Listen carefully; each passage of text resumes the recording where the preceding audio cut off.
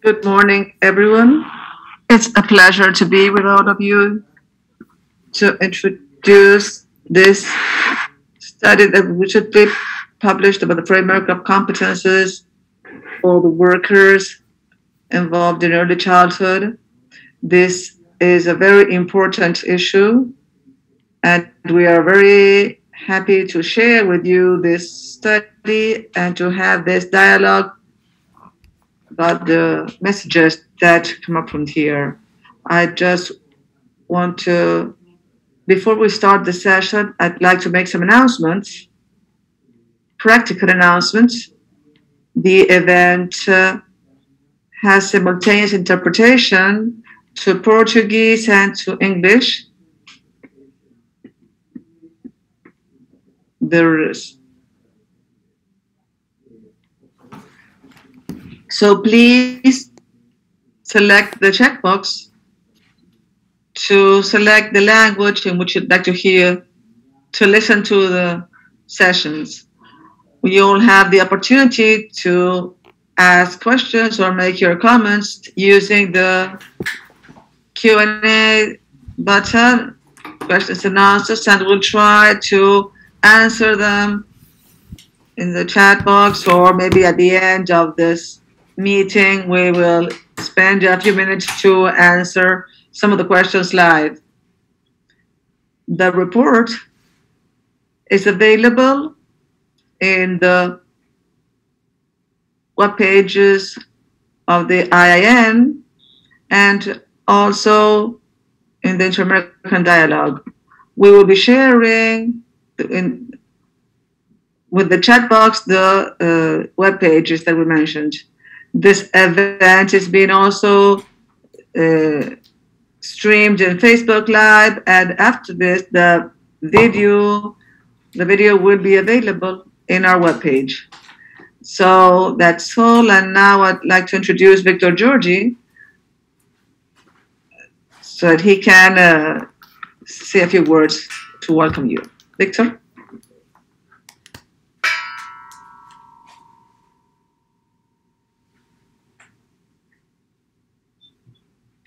Thank you, Ariel. Good morning, everyone. Welcome to this space where we'll be sharing the work that we carried out, the Logos Foundation, Dialogue Foundation, and then we had the contribution of the IIN, the Children and Adolescents Institution. This research is very important for us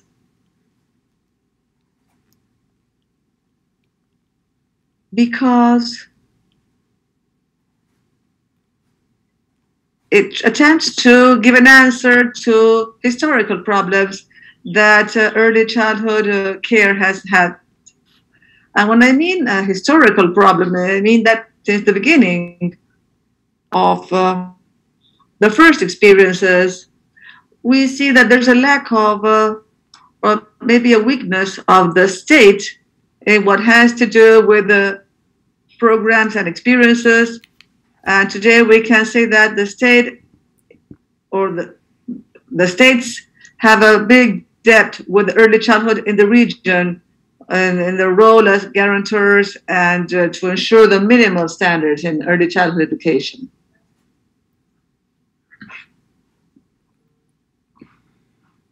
In this framework, there are a lot of initiatives. Some of them are meant to ensure the quality during the working hours. Others attempt hygiene, sanitary measures, educational aspects, and promoters of growth and development. And we have to take into account that in the past century, by the middle of the past century, the region started to, following the seventh observation of the Children's Committee and the Advance of Neurosciences, the early childhood care was revalued, and the states respond in different manners, trying to increase the coverage throughout all the region, but it's still far from being universal, and it also discovered that sometimes is not of high quality.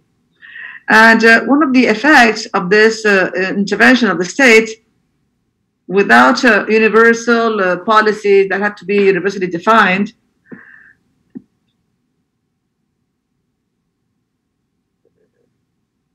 generates a division between experiences called formal experiences given in the educational environment and have some certifications and quality assurance controls and guidelines more or less homogeneous between the different countries and regions. On the other hand, we have a whole set of practices that can be included as non-formal environments that are implemented by organizations that have to do with protection rather than education, like the ministries of development, the children welfare institutions. And this difference is not based in the learning processes themselves, but rather in the institutional aspects and legal aspects. The institutional dependence divides these aspects, and also the legal acknowledgement of the certifications, the social recognition, and the personal recognition of the people that care of these children. And this generates a broadening of the gaps that are very evident in all Latin America. Usually the children that are taken care of by this informal sector, that is frequently subvalued in terms of the quality, these children come from families of very vulnerable sectors. Usually they come from these vulnerable sectors, and a central dimension of quality is the training of the staff that has to do with education. The formal sector and the non-formal sector have big differences in how they conceive the work with children, the training that these people receive, the previous formal education that is requested from the staff in order to access to this work, and the labor conditions, the working conditions that are very different, and also the social recognition. This staff is described as community agents, solidary neighbors, mothers, caregivers, and sometimes educators. And this is the different. This reflects the difficulty to identify a professional role. It is still regarded as an extension of maternity, an extension of a neighborhood solidarity, and it's not clearly qualified as work, and with the formality that a work implies. And it's also reflected in the remuneration, in the pay, in the wages, in the formality. Well, these people work, almost all of them, they're women, and it has also involves the gender issues. Despite all of this, we have a lot of experiences in which there have been training instances of this staff. And this study tried to observe this. This study had some objectives, such as identify the training opportunities of the region addressed to this non-formal environment, to analyze the competences requested for the work to take care of early childhood, considering the non-negotiable principles of early childhood education, and also to propose a framework of competences, of universal competences that have to be included in the future training opportunities. The method that we used was the analysis in secondary sources, documents, previous studies, and forms, and the carrying out of interviews with key actors. The importance of the study carried out by the IIN, together with the rest of the team that has worked with us, is that in some way the profile that was defined, the competences that are necessary for the staff that takes care of education and care of children reflects the way in which children's rights are interpreted at that age, in that condition, in that circumstance. And therefore, it's a key element to define the place, the social place what these children are considered, and also the way in which this projects in the future.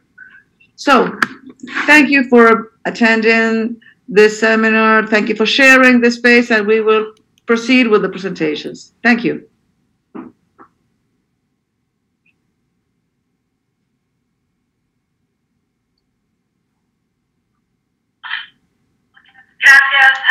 Thank you, Ariel and Victor, for your introductions.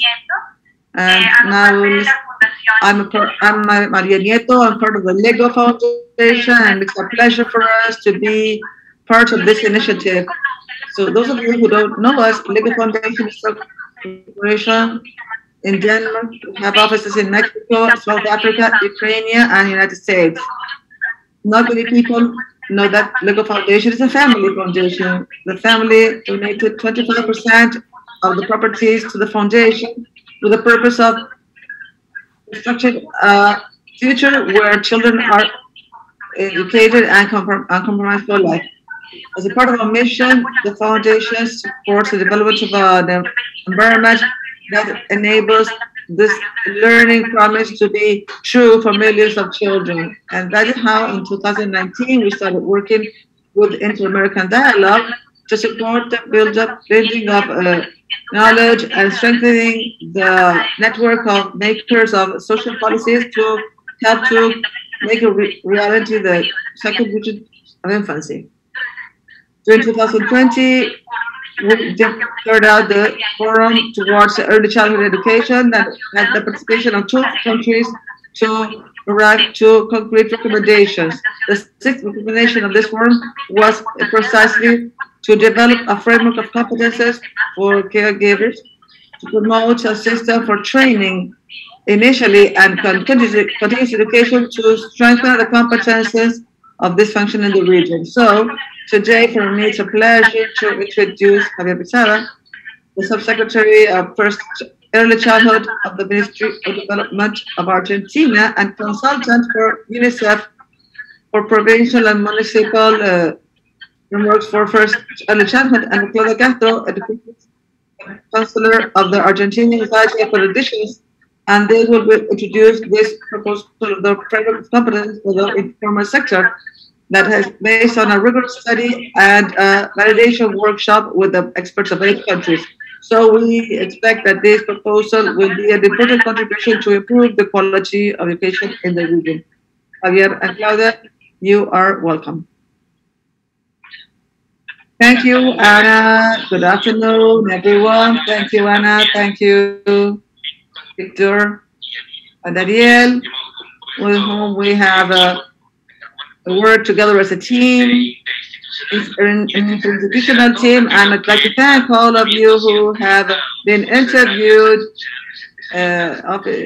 workers and specialists of different countries.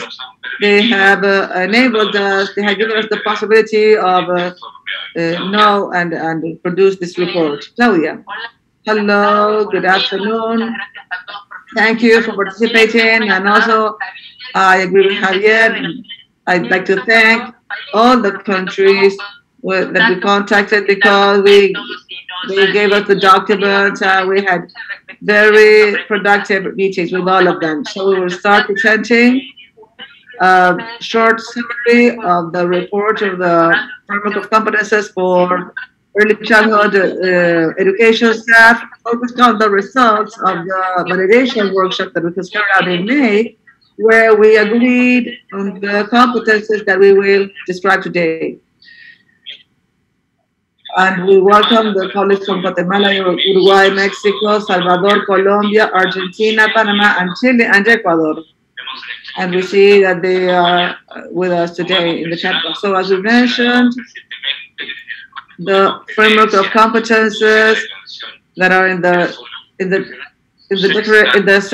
sixth recommendation of the regional forum indicates that we have to develop a framework of competences for those who work in early childhood, promoting a system of training, initial system of training and continuous and permanent training, and certification of these competences with a lot of flexibility in their training. And this proposition of the framework of competence that we share today is the kickoff. It's not the end. It's not an achievement by itself. It's just the startup. It's not the objective. It's the starting of something, and we have to develop a set of challenges that we have to overcome. In this starting point, we would like to talk to the people of different countries how they could incorporate the specificities of each context and how a framework of competences has to take care and consider the different cultures and the different peculiarities of each country and expand those perspectives in terms of what are the possibilities and institutional capacities, what exists, and what can be offered to in terms of training, the particular articulation and sometimes the tension between the formal and the informal sector in terms of early childhood education in each country, like Victor was mentioning, and also the specific needs of boys and girls in the early childhood, and it depends on their age. It's not the same in different ages, and the great diversity of the levels of formation of different countries in tertiary formation, tertiary education, continuous education, permanent education, and all the sets of previous requirements for this training. This is what we try to systematize and to show in this enormous diversity of the region. When we talk about competences, we always think about what a person is capable of doing. We say that a person is competent and has a certain knowledge, skills, personal qualities that contribute to their performance in their workplace. But those competences are not necessarily and not always acquired in formal systems or in academic systems. They are sometimes the application of knowledge and sometimes the application of life experiences in their previous workplaces. We consider that to elaborate a profile of competences based on the roles of the personnel of early childhood care can enable us to structure a structure to give a clue to the training system, initial training and continuous qualification and permanent training. But this profile of competences can also help us to define the standards that are necessary for certification of the staff. So there, in our work, and there's a workshop, and our encounters that Anna mentioned, we ordered the competences in 6 axes to systematize them. The first one is what has to do with rights. Second, child development, family and community, health and nutrition, diversity and gender, abilities and pedagogical capacities, and other sets of competences that are also linked to the environment, and particularly the context of catastrophes and COVID-19. Let's think that all this development was developed during this pandemic. Now we will talk about each one of these 6 axes that were defined for the competences. The first one is rights. The competence that was defined has to do with the possibility of carrying out practices of caring and education, incorporating the perspective of rights in the world, promoting the appropriation of rights from children, boys and girls and families, always based on the superior interest of the child. The capacities that are needed to exert this competence are the following, that have to do with a differential and inclusive approach that facilitates expression of affection, thoughts, and perceptions in small boys and girls, to apply tools that foster dialogue and good understanding, the application of protocols to identify signs of violence, and big emphasis in integrating the boy and the girl with disabilities. The second competence is child development. Has to do with the management of actions, experiences in environments that have to be safe and have to be stimulating according to the interests of in the level of development of the boy and girl, privileging the interpersonal bonds and good care and play as organizer of the task.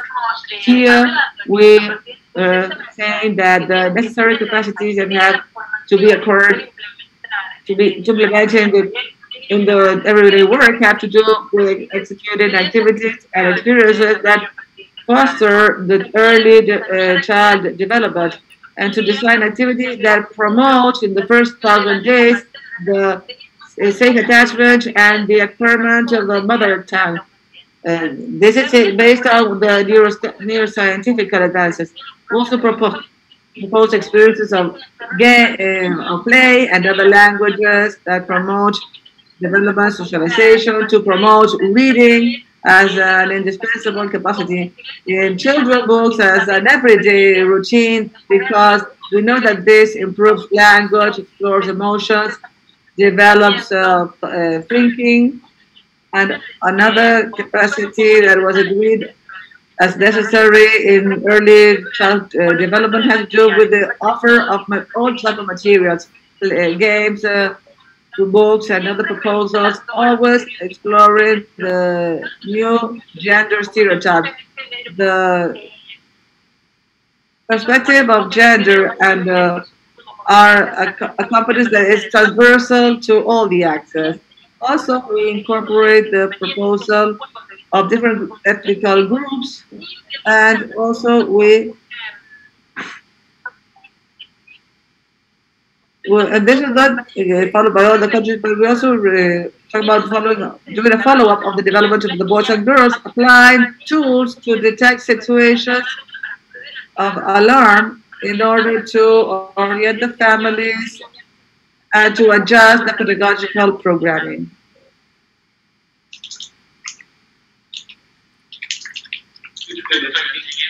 The next competence has to do with family and community. The staff that shares orientations and strengthens the practices.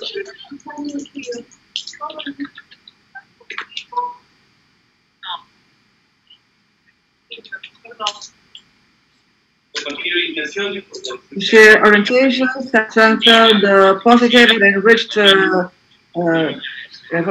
practices to foster the levels of integral development of boys and girls and involving the community environment in the early childhood functions. In our chat box, some people are listening an echo. These competences have to do with the caregivers in our region that usually carry out family visits in different programs in different countries, and they execute or they carry out some kind of training, some kind of counseling with the families, taking into account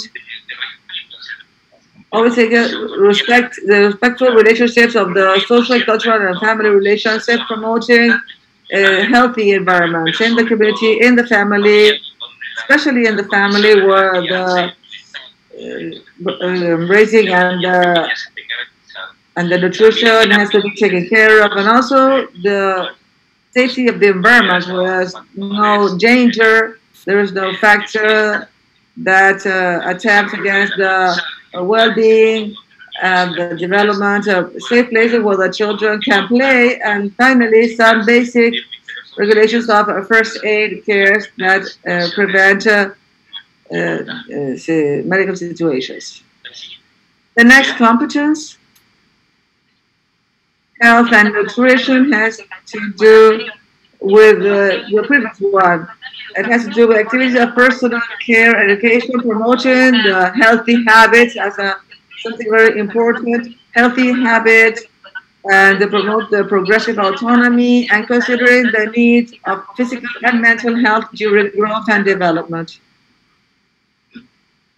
Here we think that to apply this competence, the capacities that are needed are to planify and carry out meetings with the families of boys and girls.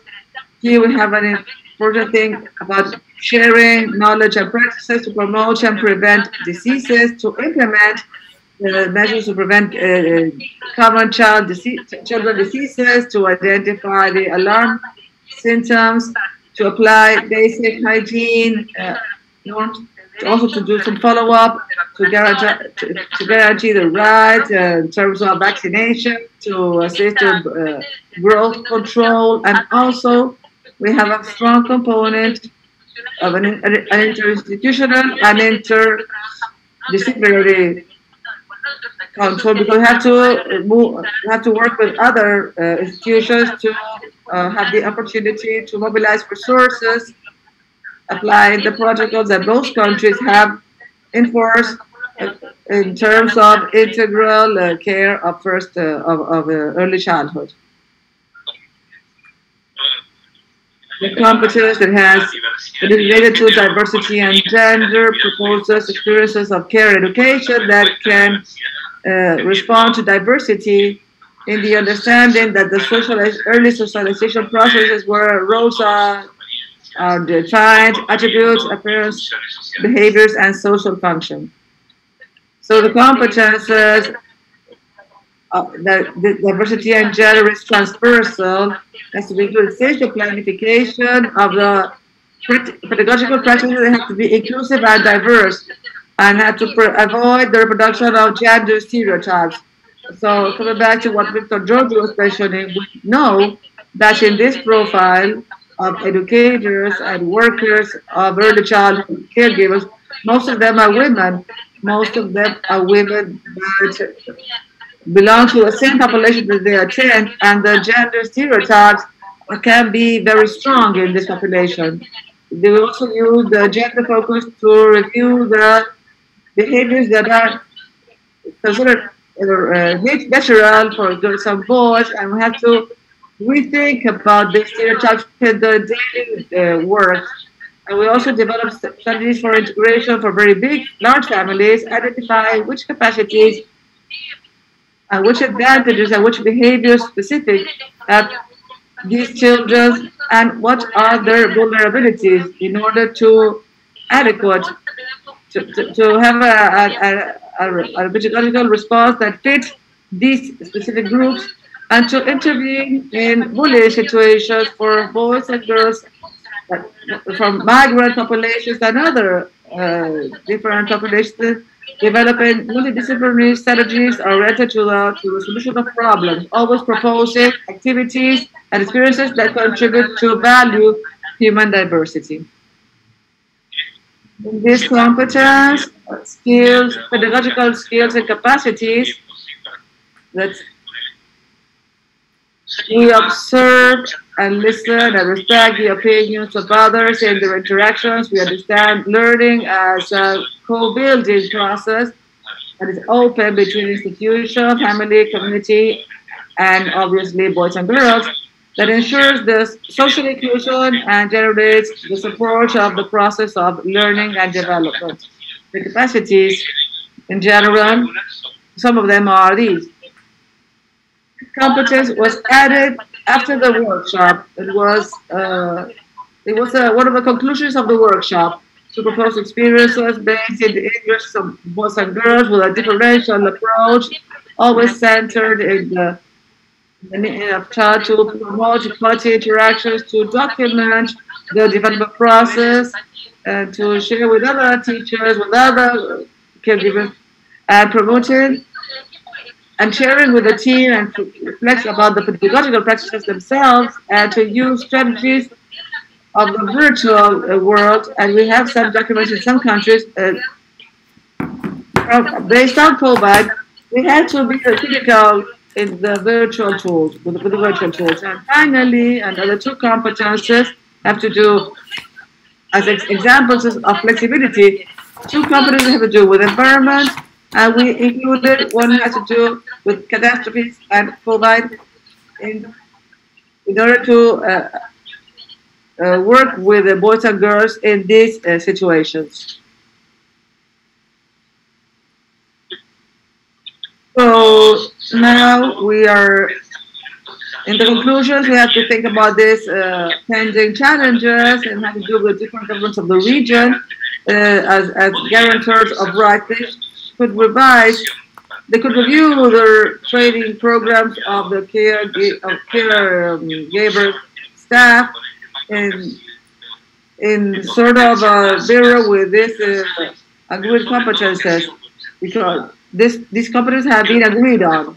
The formation processes have to guarantee the acquisition of competences, the certification of caregivers and educators according to the national frameworks. But in this study, we see that these frameworks are very different in different countries. So we should establish some sort of mechanism to support the continuity of the activities of training and certification, to ensure the continuity, to try to solve this discontinuity of public policies in this area, and to try to make them as state policies.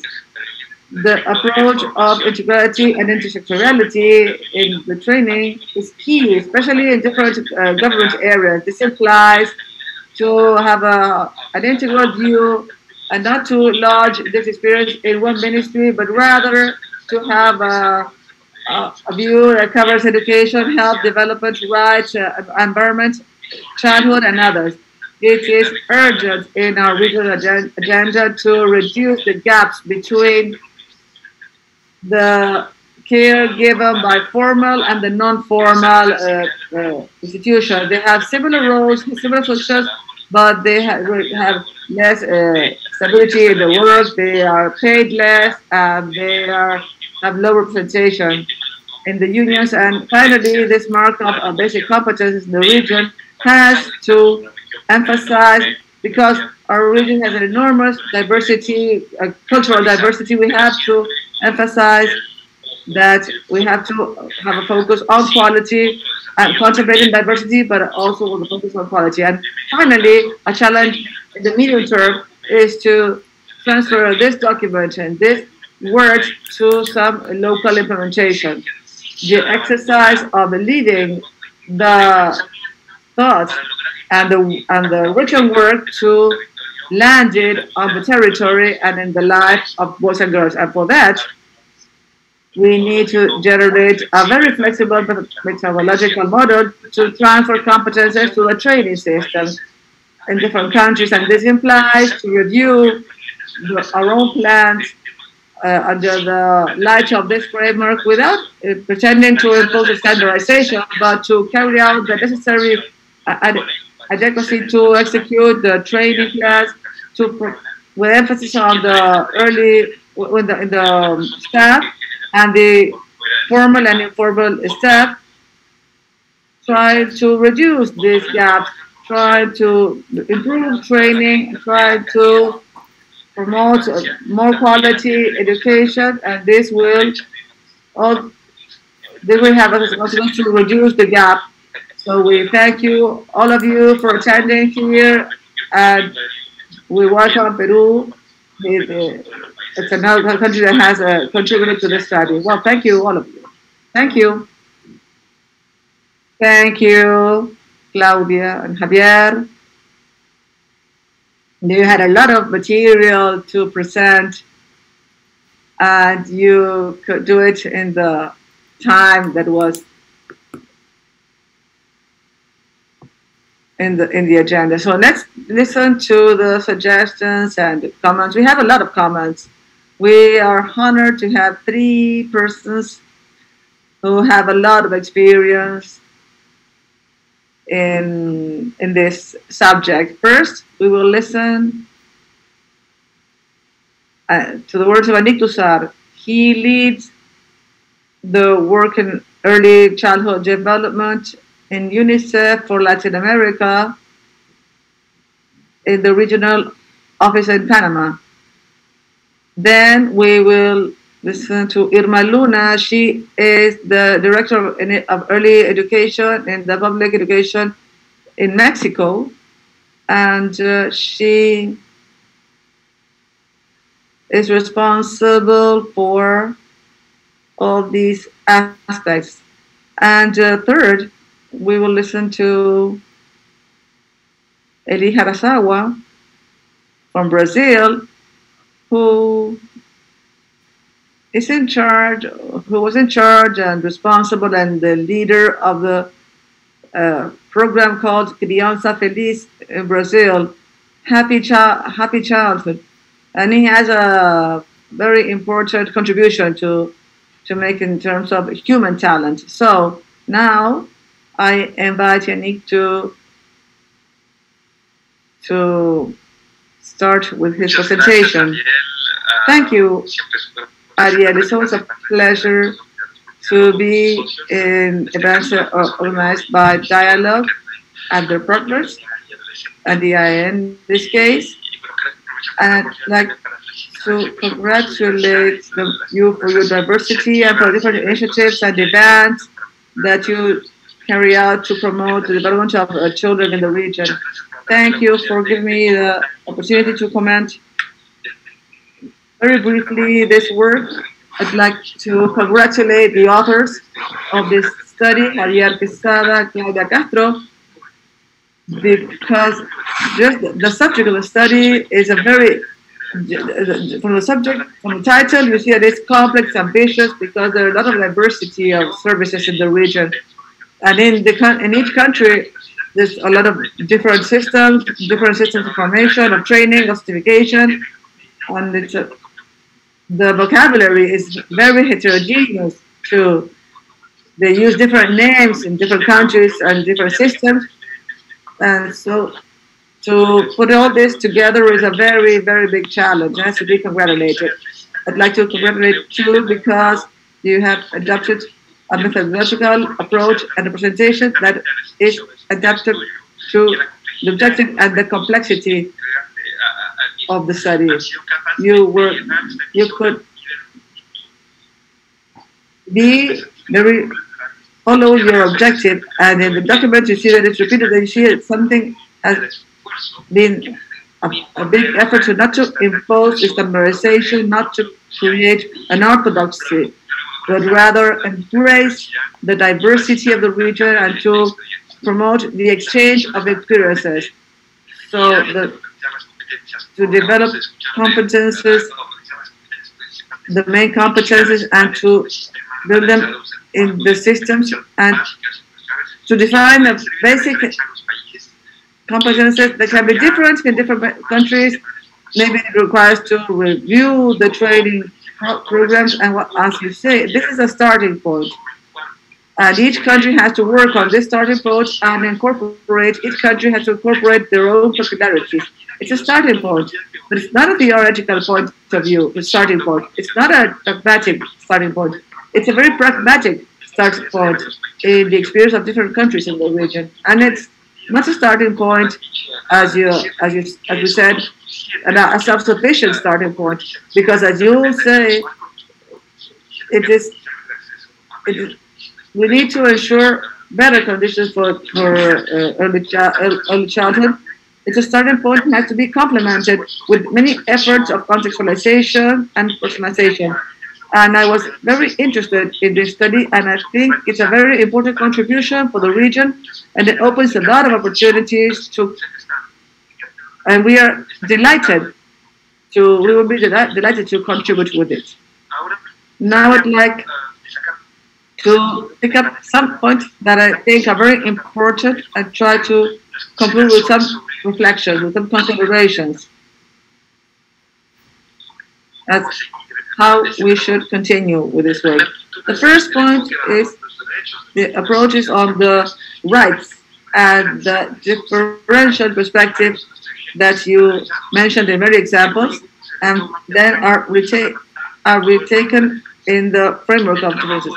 The care of early childhood suppose, of course, a respectful attitude, a friendly attitude, a capacity to listen, and it also requires, I'd like to use this metaphor, we need a software of real empathy, a real openness, a real capacity of understanding of the cultural conditions, of the family conditions, of the specific conditions of these boys and girls, and You also have to consider the weak vulnerabilities and also the capacity of recognizing and accepting and understanding the systems, the beliefs of those families.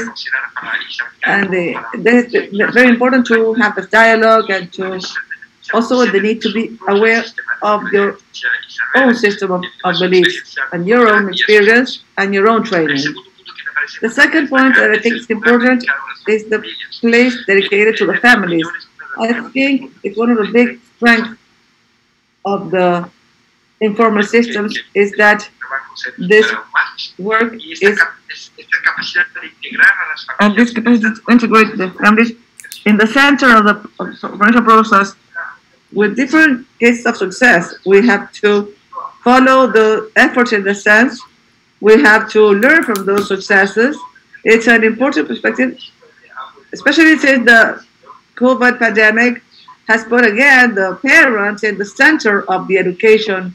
So I think it's very important to consider the families, especially with the use of tools and devices that with distant education. So the parents are more and more involved with all this. And I think the more formal systems of early childhood education should be inspired by this and find ways of establishing or re-establishing this strong bond with families and parents to ensure the learning process to be more connected emotionally and more relevant culturally and definitely more holistic from the perspective of a loving care. And the third point that I'd like to stress is that the framework of reference proposes like something that covers all the centers and that it is centered in the boy and girl with the perspective of child development. We need a capacity of observation, of listening, of empathy, a very fine-tuned understanding of education as a respectful process, as you mentioned.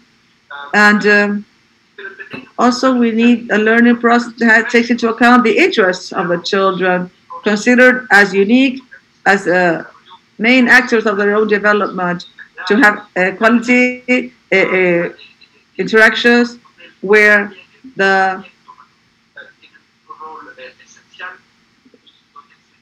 we promote the dialogue and a process in which the specific needs of especially the disabled children are included really in the activities. And I'd like here to read this example of how you can very specifically use this approach.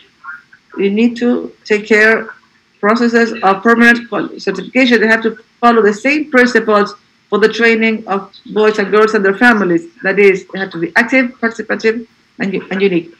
So the staff has to learn those characteristics, not only because they know them, because they live them and they understand their potential. And I think that on a worldwide and regional scale, we have excellent examples of this approach, especially even in very difficult contexts of a sanitary emergency, and have shown the effect of this kind of approach, not only in the learning process, but also in the emotional, in the activities, in the prevention of violence, and in the self-esteem, and in the motivation of the staff. The staff that was learning this kind of approach was by far the most motivated than the rest of that what I ever encountered in my career. And in a context where they had no resources, no materials, and they didn't know they were going to be paid for their work. And they were the most motivated. So and this leads me to the final comment that I wanted to make to continue with this very valuable work of Castro. The work conditions are very important for the staff that takes care of early child. And we're talking about this gap that you mentioned, the gap between formal and informal systems in terms of this historical depth that was mentioned at the beginning of this event. But there is a complementary effort that has to be carried out to attend the need to enable the professionals of all the system to grow, to progress, and to develop in their work. We have to learn new practices, and we have to confront experiences in the application of the competence with their colleagues.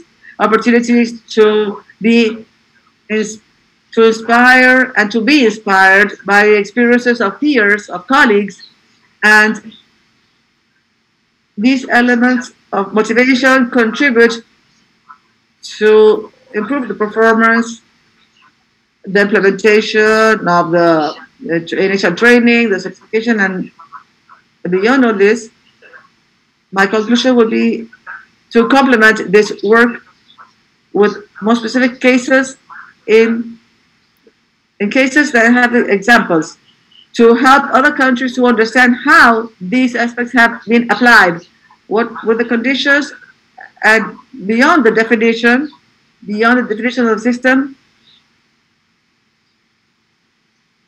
And from a regional point of view, the most important demand that we receive in the UNICEF office and in this pandemic is to support and to reinforce human talent.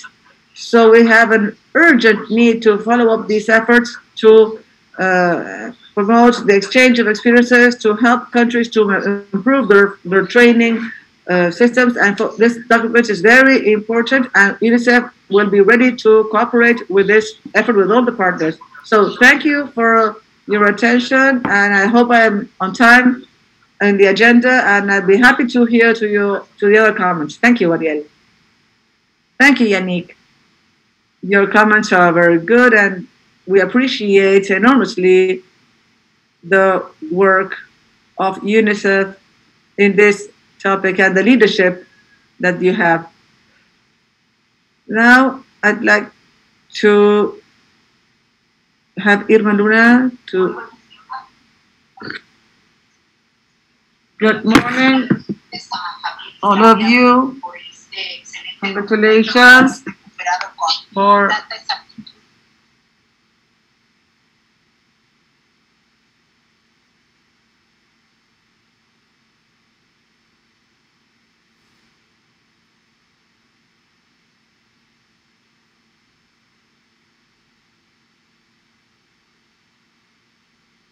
one of the most important aspects of which we're working to take care of early childhood with a quality approach. One of the biggest difficulties is the training of the caregivers, and that has to do with education. It has to do because we don't have enough evidence, and there are a lot of questions that we have to yet answer in terms of the needs of the young children, and we have the challenge to defy raising matrices because we have been raised in a different country. We have been raised in a different culture, and we have to learn the cultural values. An educational agent, as the document states, and for us, it's one of the most important aspects to be considered, is capable of listening, to understand, to value and respect, and to build bridges with the families. Raising is not a solitary activity.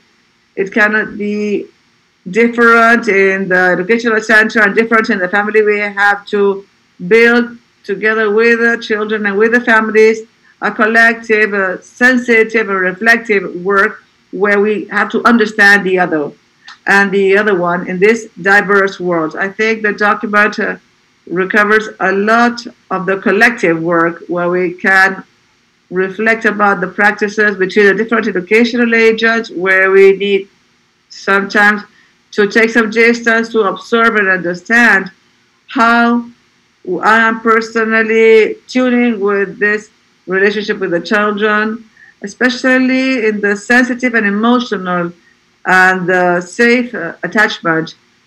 Those aspects are mentioned in the document, and we have to, now we understand a lot of the importance of the emotional and bond when we do some education in a collaborative environment.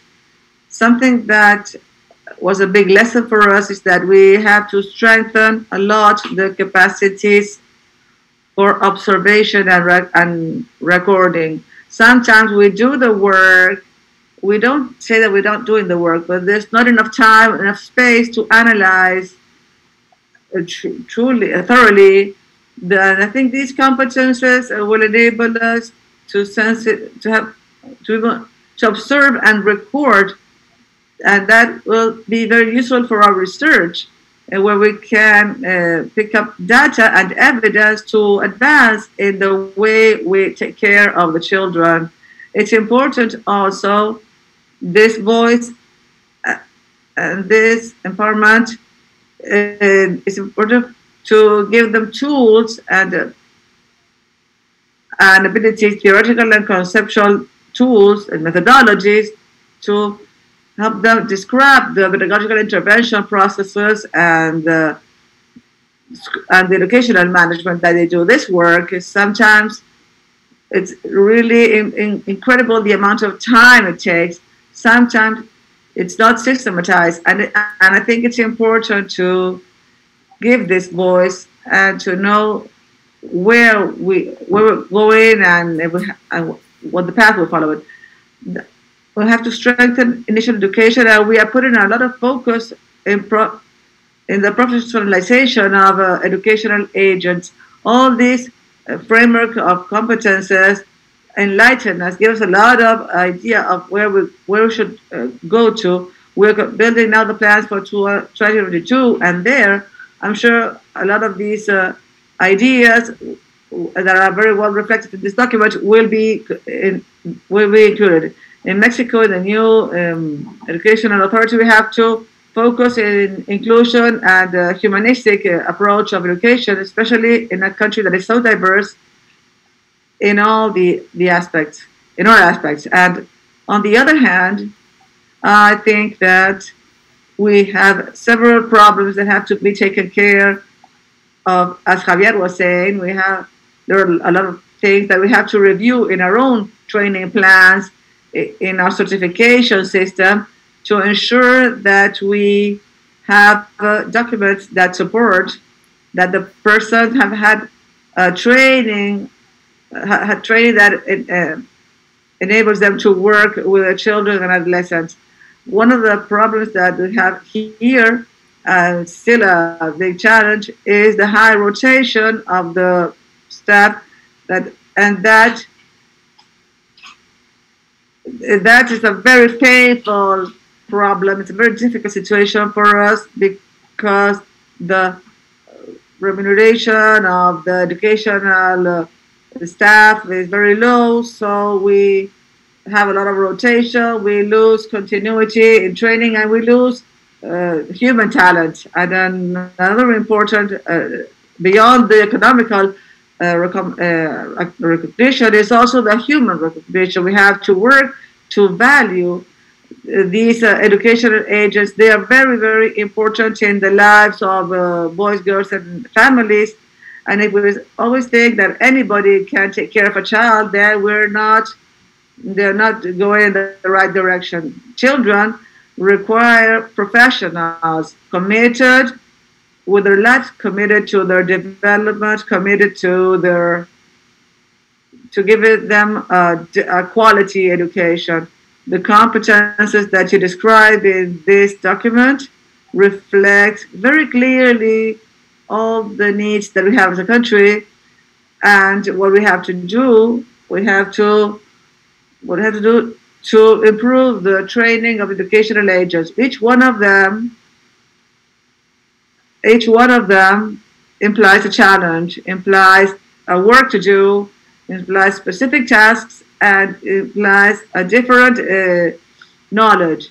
I think the document is really very important for all that we have to do in public policy to improve the quality of our training system and land in actions that improve the system for children and adolescents. I congratulate all the people that worked in these dialogues. I hope these dialogues continue and we can get other stakeholders involved, because I think it's important for all of us to be aware of the historical moment that we're living, where early childhood is being visibilized, and we cannot forget that we have to have empathy with the work that all the stakeholders are carrying out. The public policy officers, the directors, the supervisors. We have to, all of us, to talk the same language, and we have to build bridges towards the same path. Something that we consider that is done through training that we all understand in this system we're a part of it. We have to understand what is the role of each one of us. Not because of the structure, but because it's our responsibility. We're not talking about hierarchy, we're not talking about authority, we're talking about responsibility that each one of us has. The cook that is cooking the meals to take care of the health of these children, the mother of the family that ensures that the children are on time in the educational center to coordinate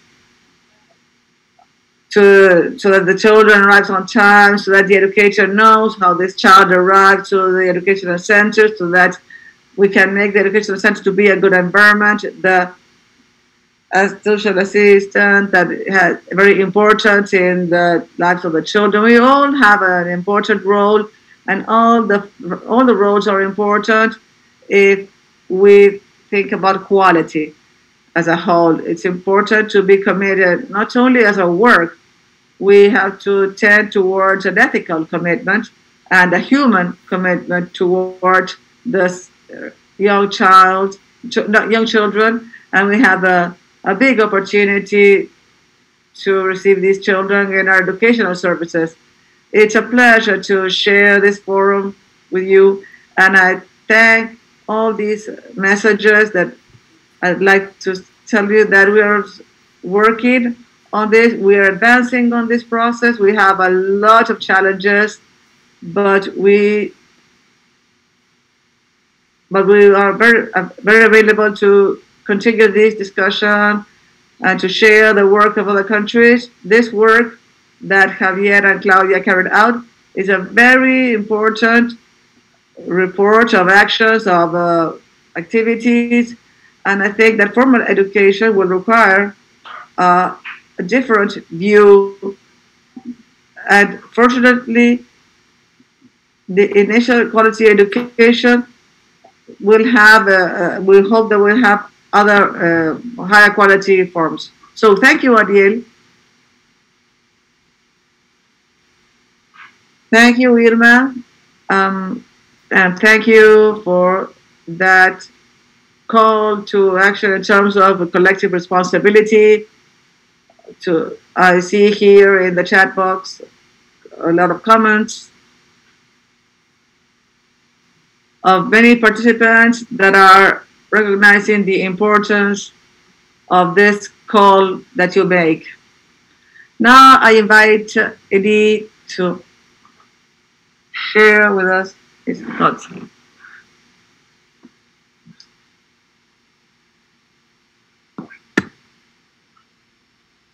Boa tarde a todos e todas. Good afternoon, everyone. I'm not able to activate my camera, so thank you for the invitation.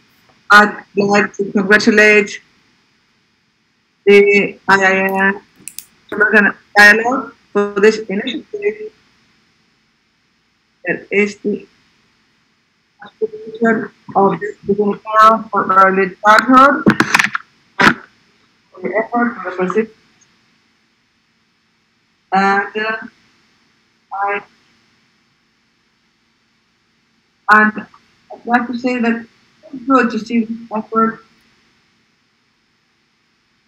that was carried out in 7 years at the end. I think that this has been very important because initiatives like this one, it has the participation of all the society of the organizations, of the civil society, of social organizations, and the government are very important for these public policies are strengthened.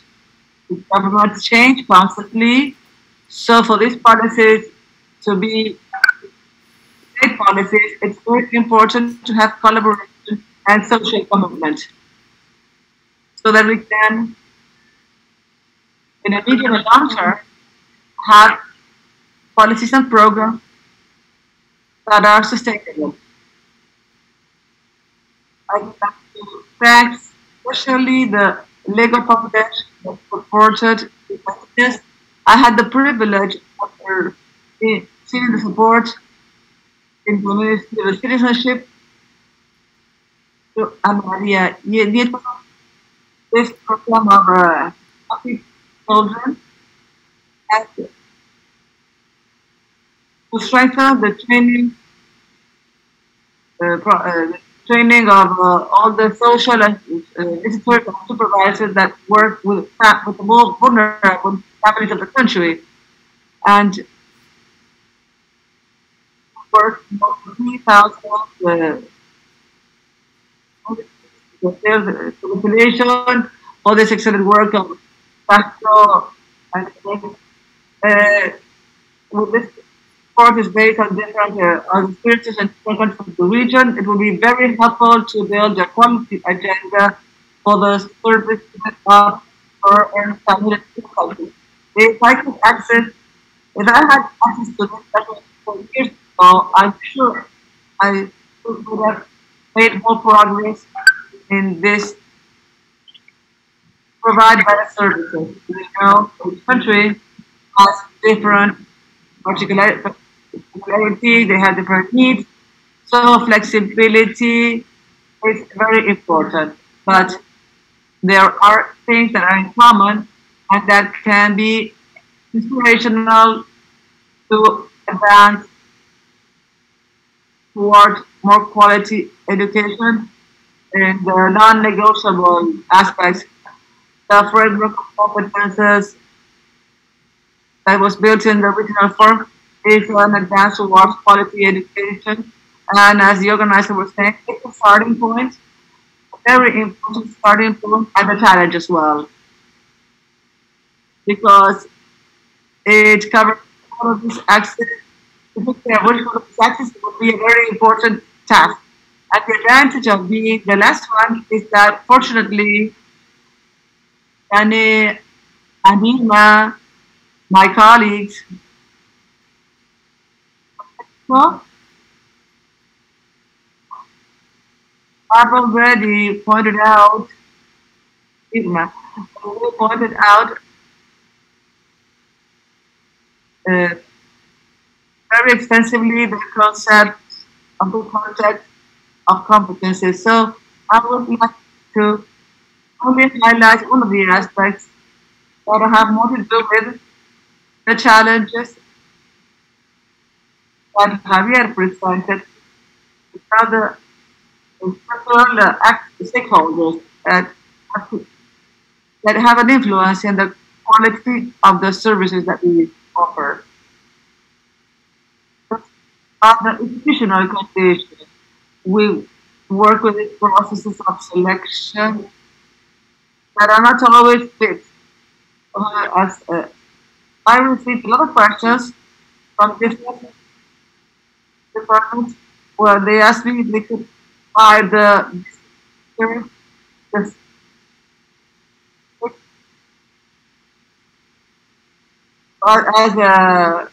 as a survey card or they wanted to people that work like cleaners or municipal cleaners.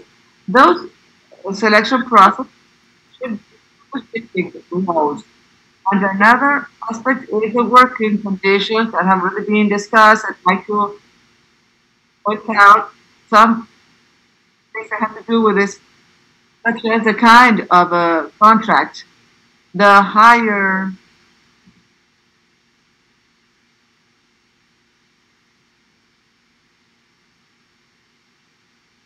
when they have more financial limitations, budget limitations, or to the lack of uh,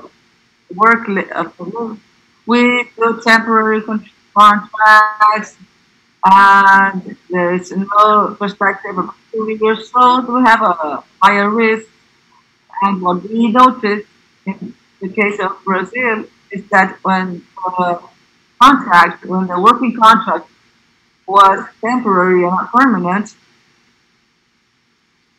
the,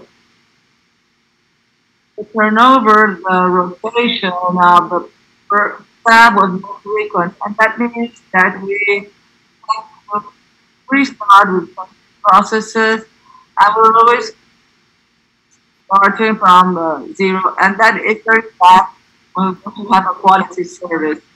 So the adequate remuneration is very important to retain the staff motivation, and in the process of the contract, uh,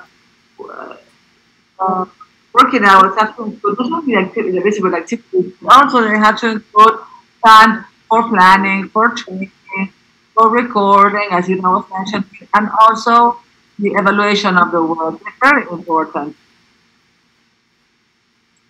This is also has to do with the working conditions so that for the professional to develop correctly his work in tools, and station, and materials, cell phones, computers, especially they're needed, especially after the pandemic. We have this need to work remotely in a distance, so it's important that the professionals have all these tools available. The system of payment and the wages in other countries are more. I have to learn a lot from other countries. And another aspect is the process that we all know that the lower the rating of the staff, the more you have to work in the CV of these professionals, but it's a responsibility. Not always can we do it, but it's important to make some decisions. For example, it's possible to demand some competency as a prerequisite instead of investing in the complete training after hiring the person. We have time for this. For example, we have, have a working position of international relationship, and the person doesn't know the language that is required for this position, and can we have this person learning Mandarin, English, Spanish in such a short frame of time frame? So it's possible to in a language and so that the system will carry out his work. And in early childhood, can we hire a professional that doesn't like to read or play? So what are the competences, the non-negotiable competences? What are the minimum required the competences that cannot be acquired easily in a short term of time, and that are basic for the development of other competencies? I think that is something we have to think about, especially in the case of hiring of professionals that are not unqualified professionals with a function that, for example, Brazil, the household visitor it is not a profession that is a certified profession. We don't have enough experience in this profession. The examples of Colombia and Uruguay require a technical education can be a good example that this person will have more probabilities of having a satisfactory performance in working with their challenges and services. In terms of content, The report has a lot of examples that can help to structure a program, a training program. Peru report presents program content with more detail and in response to daily situations. And I think that was very interesting. Powered with time load, interesting. In Argentina and Uruguay also have interesting ideas on this, and it's good to evaluate. And we also always need to evaluate. Ecuador presents a roadmap to evaluate different professionals that work with different programs. And finally, as Javier mentioned, the intersectorial aspect is a very important element to increase equality. The intersectoriality involves a holistic vision of development to integrate different knowledges and to integrate policies to rationalize time, resources, and quality of social policy as a whole.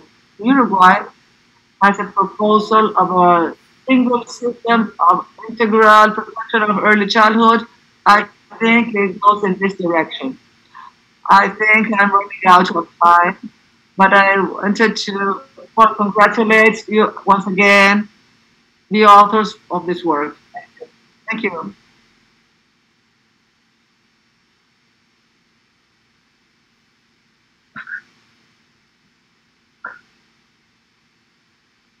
De tus comentarios sobre la experiencia práctica que tuvieron en el programa en Brasil. Now we don't have a lot of time left to answer questions, but we still have minutes. And Javier and Claudia have been responding a lot of questions on the chat box while the event was taking place. So I'd like now, on the one hand, I'd like to ask Javier and Claudia to respond to two questions that were left unanswered, I believe. On the one hand, the children with disabilities. What aspects do you consider for early childhood in this situation? Based on these competences. And on the second place, there's a question for Claudia to expand on curricular design. That on the one hand. And then I'd like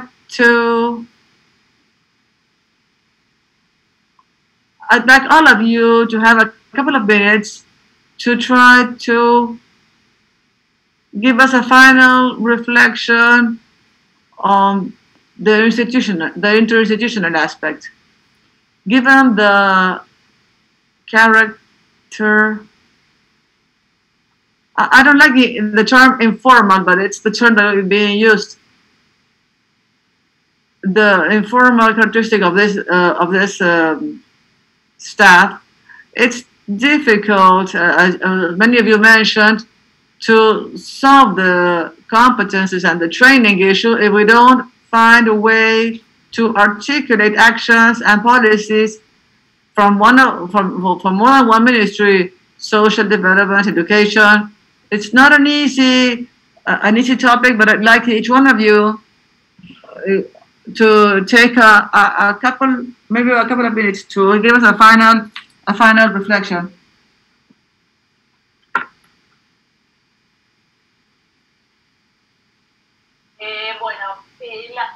Voy a tomar las preguntas yo y Javier después hará la reflexión en conjunto contigo.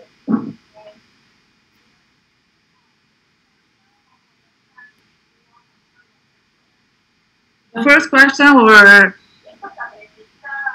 we'd like to say that these competences, this learning is necessary because in adolescence we work with the future parents of these children, so we don't only have to approach the caregivers.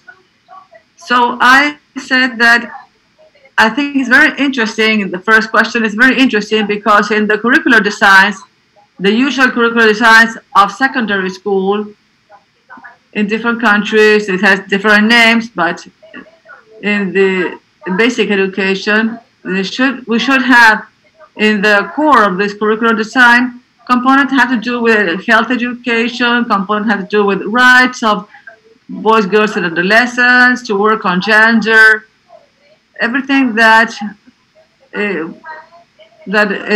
trains future parents on rights that have to do with raising children. And in some curricular designs, we didn't review the curricular designs of formal education of the countries that it works with because we focused on early childhood. But I know that in Argentina we have integrated sexual education, health education, other components have to do with protection of the life of the person that is also will have to do with their work as future parents or other adults that are responsible, socially responsible, as somebody mentioned in the chat box. Early childhood is an aspect that involves everyone. That's regarding the curricular design. And regarding disabilities, how we think about these competences with disabilities, we do not focus specifically on that. The document didn't cover that specifically, but there's a basic thing that we have. All the children have to have the same rights. All the children have to have access to their maximum potential, and probably we will have to include in the training of this staff some tools and strategies to ensure that these children have some disability can achieve also their maximum potential. And another alternative for the work with children with disabilities, starting with a younger one, is to work with teams, interdisciplinary teams where the educator can be assisted by a psychopedagogical professional, by a psychologist. I'm not talking about, this is a very personal opinion. Has nothing to do with the report. I don't think we need resources for each one of the spaces with an interdisciplinary team for each. I think they could be regional, they could be local, but they should be available for consultation and for work with these children have some disability to achieve their maximum potential. I don't know if this was the answer. I think that was a good answer. Now I'd like to Yannick and Irma to turn on their cameras so that we use these final minutes to have some conversation about the interinstitutional aspect. If we want to reduce it to the basic aspect, how can we achieve this?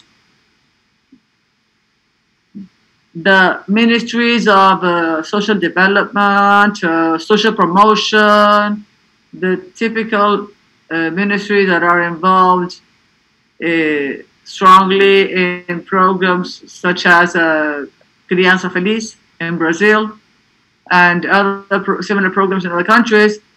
Those are the ministries that have to do with this segment of caregivers of early childhood. How could we coordinate them, make them coordinate with the Ministry of Education, that are the regulators of the certifications, of the titles, so that how can we make them to implement and put in practice these training processes and this certification? How can we make adults to share their toys? How can we achieve this transformation? I don't know who wants to start. We have only 5 minutes. So Ellie is raising her hand. It's a very big challenge. The program Crianza Feliz has a committee, an interministerial committee, intersectorial committee that helps us to implement it. And those negotiations are very complex. But one of the experiences in Chile was to create a technical course for the staff.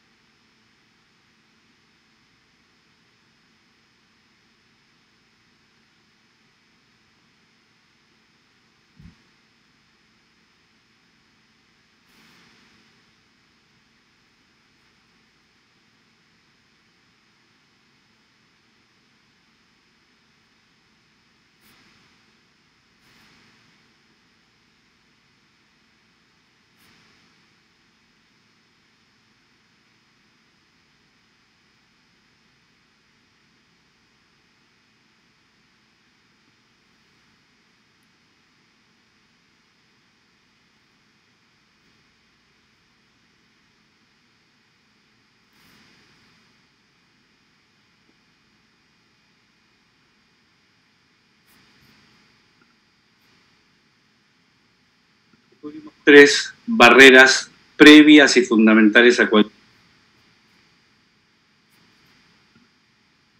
se construye, Ariel, si hay sectorialidades firmes. Cuando todos estamos en todos, no hay ninguna manera de llevar un proyecto, ningún proceso de política pública adelante. Otro aspecto fundamental es también la diversidad de las miradas de las distintas profesiones, los pedagogos, los pediatras, los psicólogos, que tenemos que hacer un ejercicio de declinar las hegemonías académicas en el beneficio de un nuevo constructo teórico, un nuevo marco teórico y epistemológico que nos permita mirar al niño y a la niña en la integralidad. En definitiva, no podemos seguir pensando que un niño para la salud es un paciente, que un niño para la escuela es un alumno, que un niño para una prestación alimentaria es una bolsa de comida. El niño y la niña son una integralidad y nosotros debemos aprender, nosotros debemos hacer ese proceso urgente, necesario, de adecuación de nuestras miradas, de nuestro paradigma y además renunciando al adultocentrismo. Así que tenemos una enorme tarea por delante. Gracias.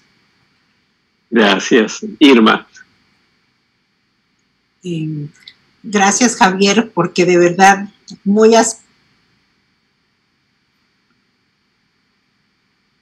la política. In Mexico, the public policies that was assigned put a big challenge on us. We defined early education as a right. So we have a commitment, a very strong sectorial commitment.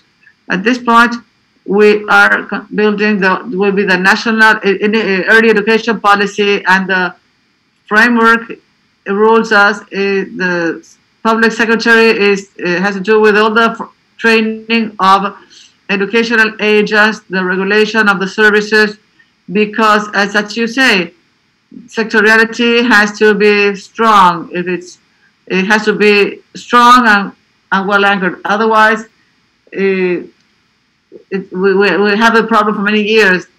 but we are very confident that all the stakeholders here that render services, institutions, the academy, we're all working together, and we are betting strongly on that, and we'll tell you our progress because we have to do these exercises. Thank you.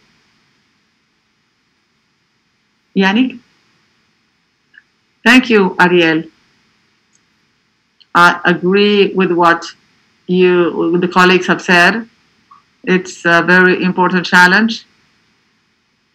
When we articulate different ministries to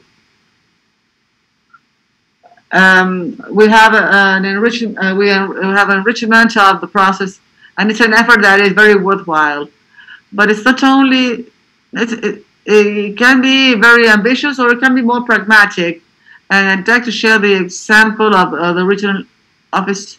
We will be supporting with our country offices to strengthen the abilities and the capacities of human talents in early childhood based on CDI. And these training processes have been very successful because they involve different sectors, and the different human talents share their talents and share their knowledge, and that has given very good results, better articulation, better views, and it's sharing of, for example, health and education. Stakeholders have shared their knowledge to the family. The nurse has to learn about the importance of learning through playing, and then the other actors in other, they talk about the same language. So that is what we're doing. We are promoting our work, and we're trying to put in practice this in different environments, and we have a lot of experiences. That is one example to inspire this effort in the region. Thank you. So time has run up. Time is running out, but I would like to keep on provoking you, but we already passed our time. So to close the event, I'd like to thank the technical team that made this meeting possible, the collaboration of the institution, Dialogue, and Anita, Daniela, and all of you colleagues. Thank you, because you made this event possible. Claudia and Javier, thank you very much for your work, and it's clear now that it is recognized as a very important contribution to the subject. All the panelists who read and participated, all the participants, we had hundreds of people, and we're very happy. And the report is available, or will be available soon, in English and in our web page. It will not be in French, at least for the moment. The video will be available, and soon we will be presenting the twin report that is being created by Marcela Pardo from the University of Chile, that is focused on the competences of the teachers. This other segment that we are all that we've been referring to. So these are the two sides of the same coin. Thank you, IIN, for your support in all this project, and of course the Lego Foundation that enabled us to work in this. So thank you all, and we'll be in touch. Thank you.